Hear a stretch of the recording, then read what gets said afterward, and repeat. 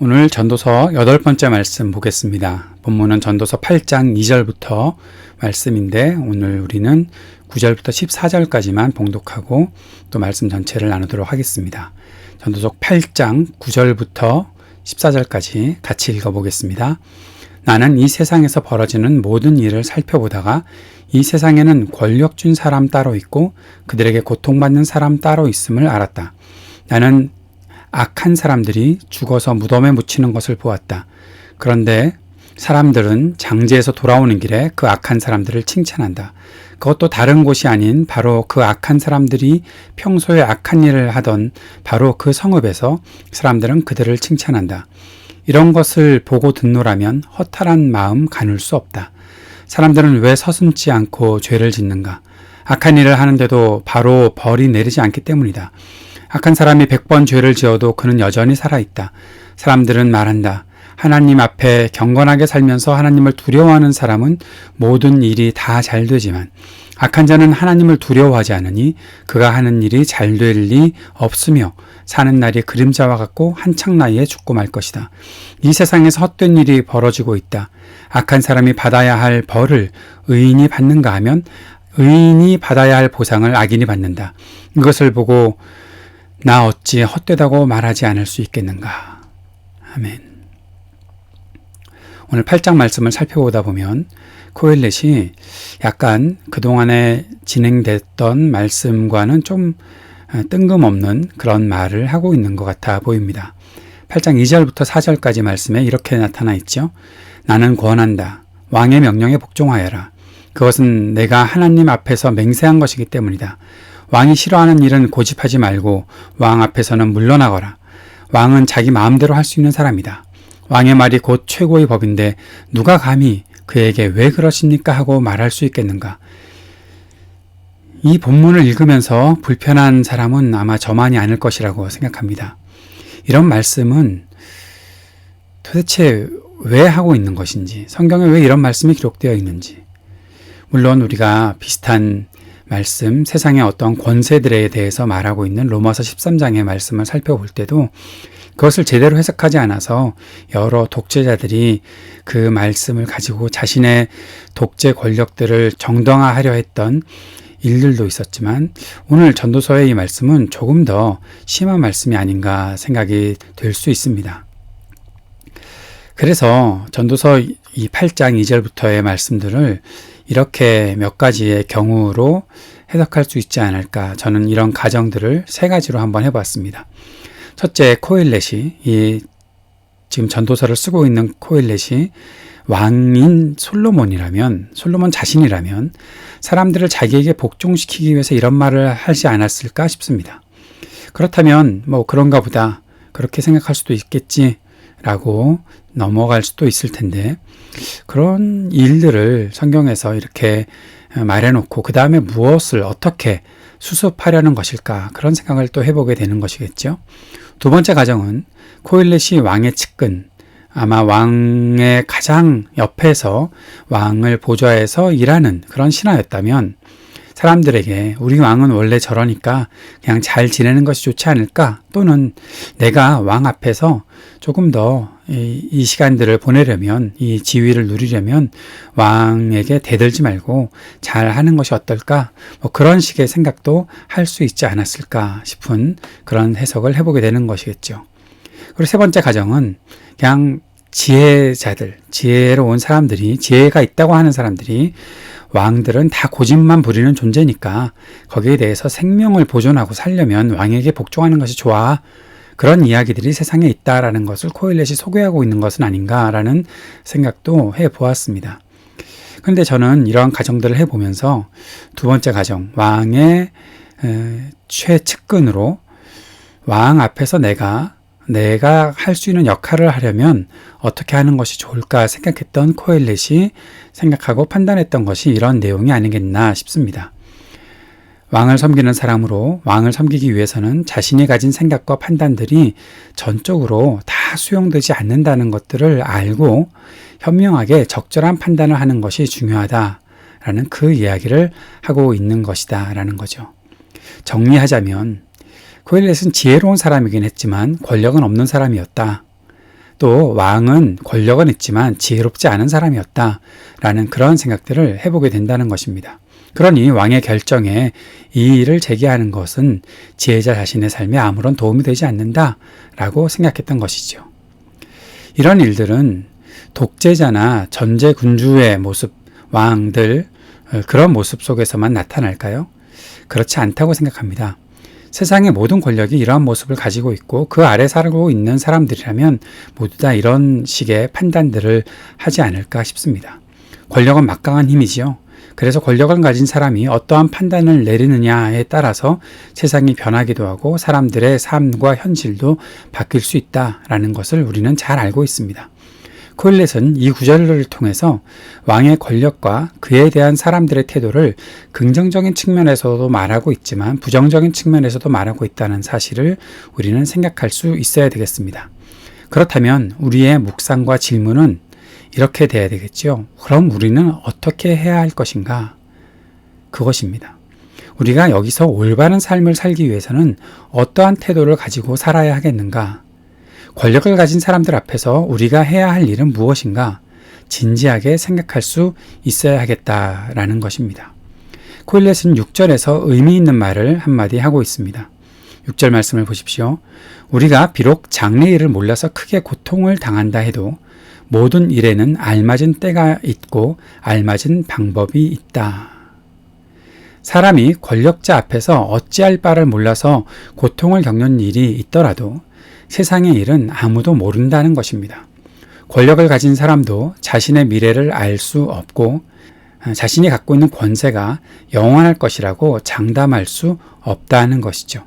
또 지금 지혜를 가진 사람이 힘이 없어서 어려움을 겪는다고 하더라도 그 힘이 없음이 끝까지 지속되는 것은 아니기 때문에 좌절할 필요도 없다. 그 이야기를 하고 있는 것입니다. 그렇다면 여기에서 우리는 어떤 태도를 가지고 살아야 할까요? 무엇이 올바른 삶을 살 수 있는 길일까요? 오늘 읽은 본문 9절부터 한번 살펴보도록 하겠습니다. 9절의 말씀에 보면 나는 이 세상에서 벌어지는 모든 일을 살펴보다가 이 세상에는 권력을 쥔 사람이 따로 있고 그들에게 고통받는 사람이 따로 있음을 알았다. 앞에서 말한 왕과 연결해서 생각하면 권력자들이 가진 권력에는 결국 사람들을 고통스럽게 한다는 것, 그것이 있다라는 것을 생각해야 된다, 인정해야 된다라는 것입니다. 이것은 이미 하나님께서 이스라엘의 왕을 세우실 때 말씀하신 것이기도 합니다. 사무엘상 8장 18절에 보면 사무엘상 8장은 왕을 세워달라고 이스라엘 백성들이 사무엘에게 요구하고 하나님 앞에서 사무엘이 하나님과의 대화의 장면들이 나타나게 되는데 그때 하나님께서 왕을 세워줘라. 그런데 그 왕이 어떻다라는 것들을 백성들에게 말해줘라 하시면서 8장 18절에 이렇게 말씀하고 있습니다. 그때야 당신들이 스스로 택한 왕 때문에 울부짖을 터이지만 그때에 주님께서는 당신들의 기도에 응답하시지 않을 것입니다. 하나님께서 왕을 세워주시는데 그 왕이 가지고 있는 모든 권력들을 통해서 결국 백성들이 고통을 당한다라는 그 말씀을 하고 있는 것이죠. 하나님께서는 사람들에게 왕정제도, 정치제도를 허락하셨고 이미 계획하셨습니다. 결국 그 제도가 사람들에게 가져올 고통이 있다는 것들을 말씀해 주시면서 말이죠. 그래도 백성들은 왕을 세워달라고 했었습니다. 어떻게 보면 고통을 스스로 초래한 것이 되겠지요. 그럼에도 불구하고 권력자들이 사람에게 고통을 주는 것은 옳은 일이 결코 아닙니다. 권력을 주신 이유가 분명히 있기 때문이지요. 권력을 갖게 된 이유가 분명히 무엇인지 알고 있다면 그렇게 해서는 안 되는 것이죠. 10절의 말씀에 보면 코일렛은 이렇게 말하고 있습니다. 나는 악한 사람들이 죽어서 무덤에 묻히는 것을 보았다. 그런데 사람들은 장지에서 돌아오는 길에 그 악한 사람들을 칭찬한다. 그것도 다른 곳이 아닌 바로 그 악한 사람이 평소에 악한 일을 하던 바로 그 성읍에서 사람들은 그를 칭찬한다. 이런 것을 보고 듣노라면 허탈한 마음 가눌 수 없다. 악한 사람 누구겠습니까? 어리석은 왕, 사람들을 고통스럽게 했던 그런 권력자들을 말하는 것이겠죠. 그들이 죽었는데 사람들이 장지에서 돌아오는 길에 그 악한 사람을 칭찬한다는 거죠. 이 구절은 특별히 해석할 필요가 없지 않습니까? 이런 일들을 우리 시대에도 많이 볼 수 있으니까요. 독재 정권과 군사 정권에서 벗어나고자 그토록 희생을 치르며 얻어낸 민주화를 누리면서도 그때가 경제 발전을 이룬 시대라고 하면서 그들을 칭찬하고 앞세우는 철부지 어른이들이 너무 많지 않습니까?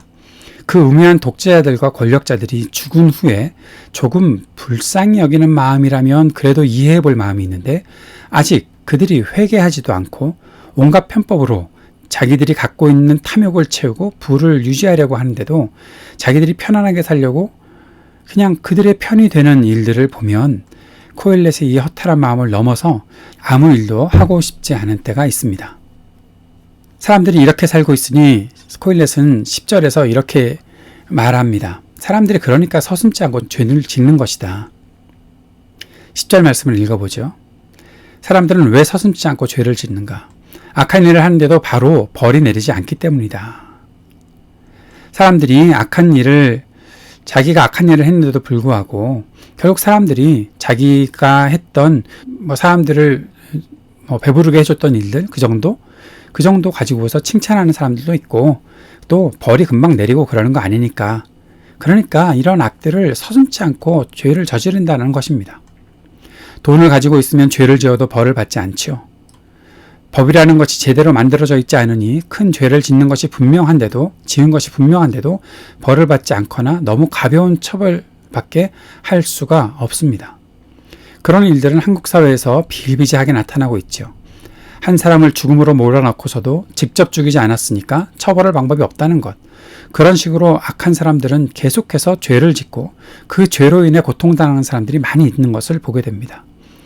12절과 13절에 나오는 구절이 우리의 마음을 갑갑하게 만들고 있습니다. 악한 사람이 100번 죄를 지어도 그는 여전히 살아있다. 사람들은 말한다. 하나님 앞에 경건하게 살면서 하나님을 두려워하는 사람은 모든 일이 잘 되지만 악한 자는 하나님을 두려워하지 않으니 그가 하는 일이 잘 될 리 없으며 사는 날이 그림자 같고 한창 나이에 죽고 말 것이다. 사람들이 말하고 있는 것이 지금도 유효합니까? 저는 특별히 12절 하반절부터 13절을 읽고 아멘이라고 먼저 반응이 나와야 될 텐데 무슨 개뿔 같은 소리 그런 식의 갑갑함이 입 밖으로 툭 튀어나오는 것을 느낄 수 있었습니다. 여러분도 이해하시겠습니까? 악한 사람이 100번 죄를 지어도 아직 살아있는데 사람들은 이런 말들을 하고 있다는 거예요.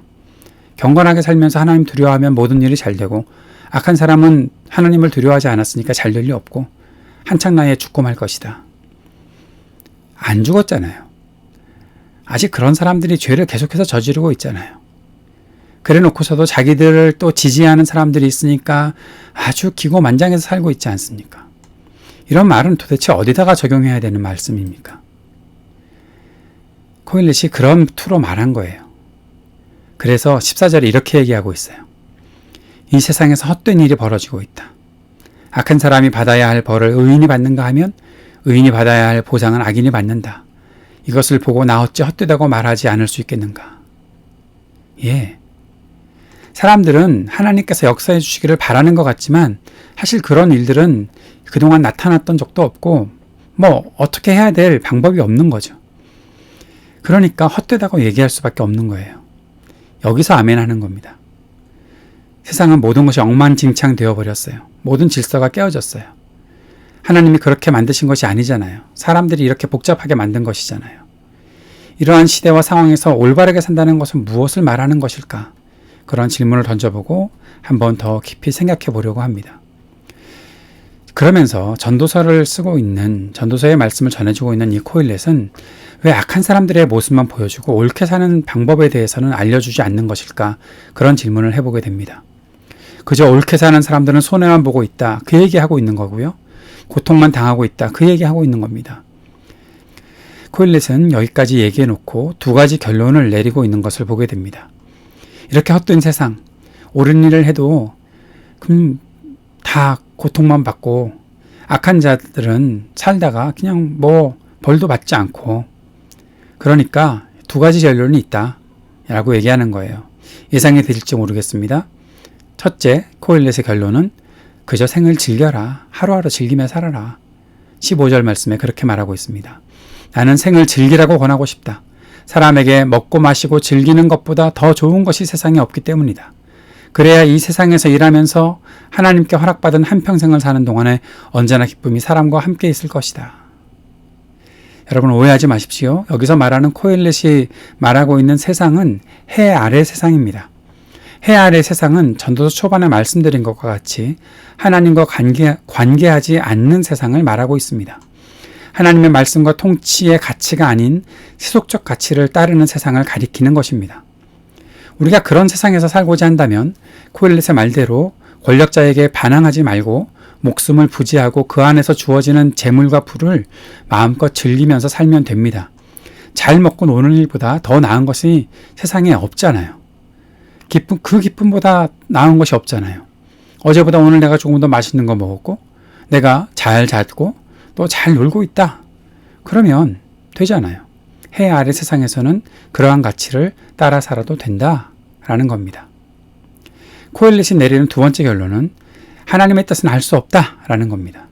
코엘렛은 지혜가 무엇인지 살펴보려는 노력을 했다고 하는데 그리고 나서 깨달은 것을 17절에 이렇게 말하고 있습니다. 17절 하나님이 하시는 모든 일을 두고서 나는 깨달은 바가 있다.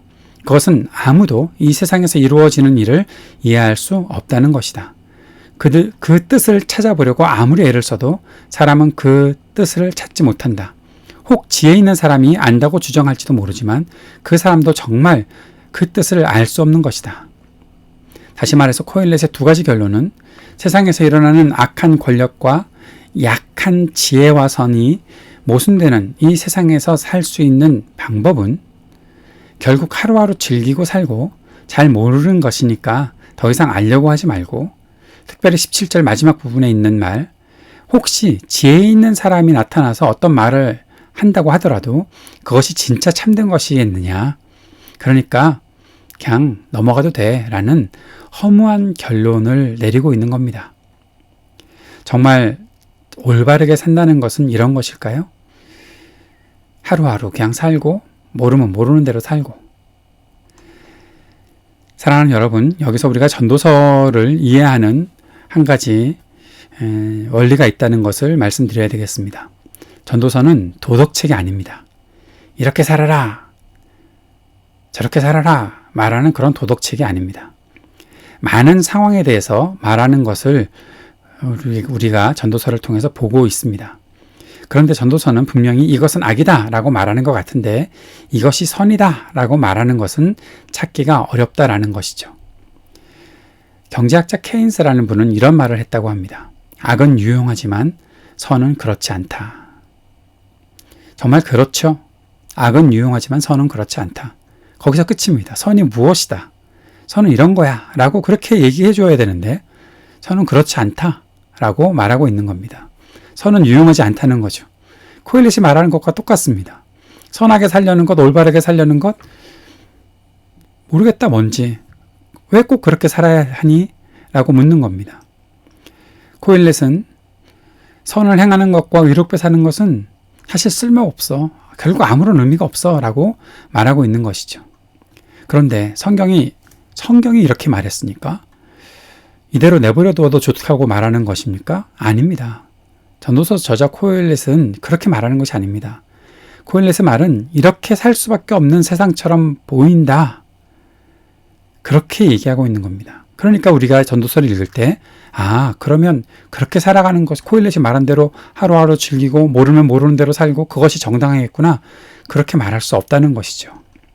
코엘렛은 악이 지배하는 세상에서 나타나는 모순들을 고발한 것입니다. 그리고 그 아래서 살아남기 위해서 사람들이 이 해 아래의 세상에서 살아남기 위해 사람들이 선택한 그들의 지혜롭다고 말한 길을 말하고 있는 거죠.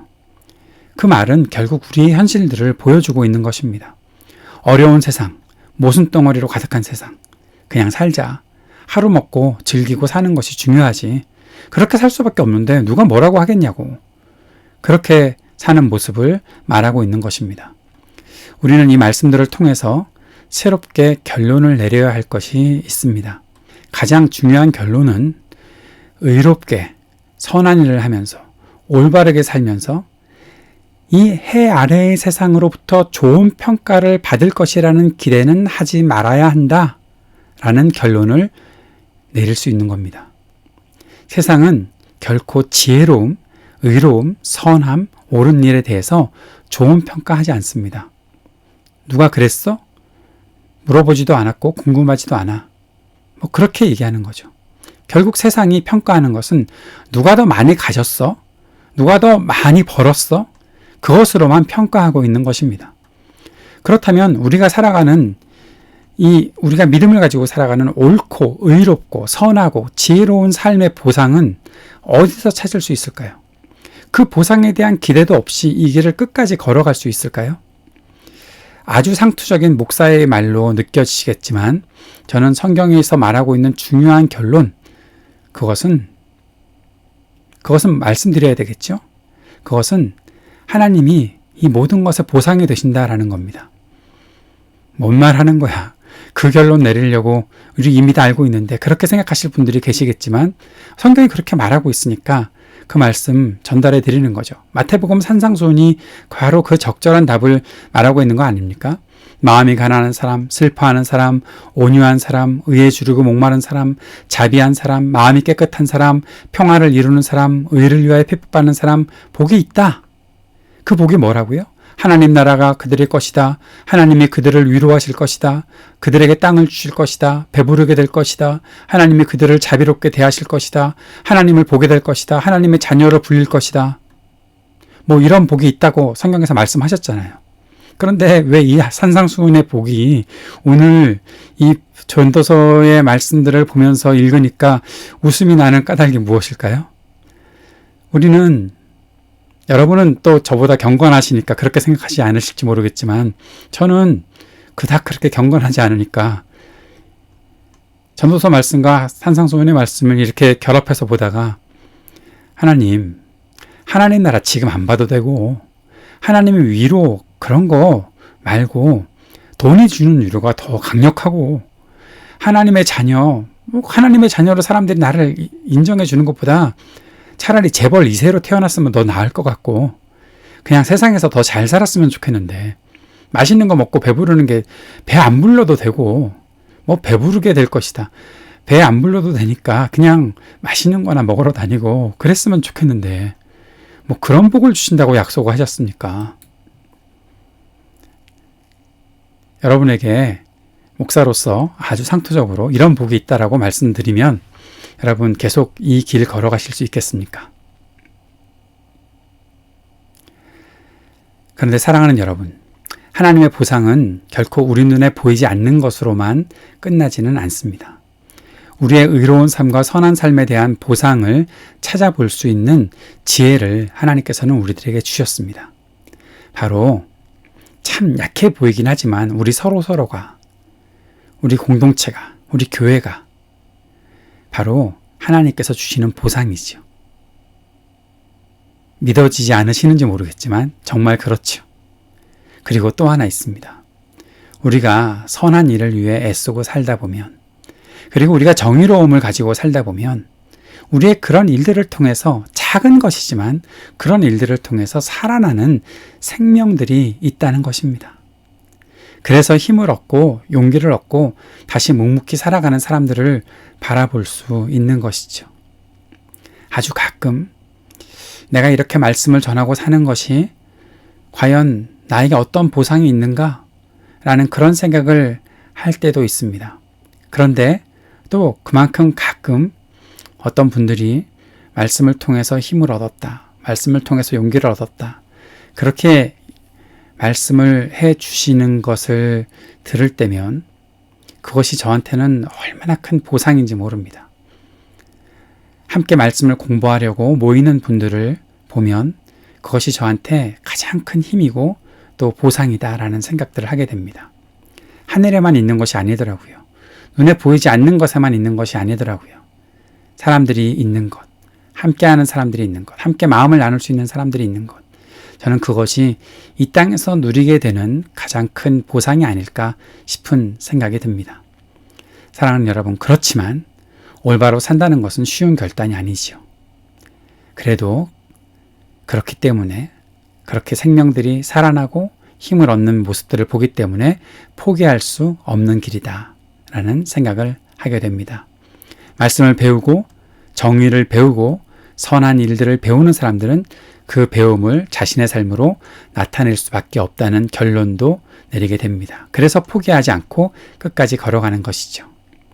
전에도 한번 살펴보았었는데 마태복음 7장 산상수훈의 결론 24절부터 27절에 이렇게 말씀하고 있었죠. 그러므로 내 말을 듣고 그대로 행하는 사람은 반석 위에다 자기 집을 지은 슬기로운 사람과 같다고 할 것이다. 비가 내리고 홍수가 나고 바람이 불어서 그 집에 들이쳤지만 무너지지 않았다. 그 집을 반석 위에 세웠기 때문이다. 그러나 나의 이 말을 듣고서도 그대로 행하지 않는 사람은 모래 위에 자기 집을 지은 어리석은 사람과 같다고 할 것이다. 비가 내리고 홍수가 나고 바람이 불어서 그 집에 들이치니 무너졌다. 그리고 그 무너짐이 엄청났다.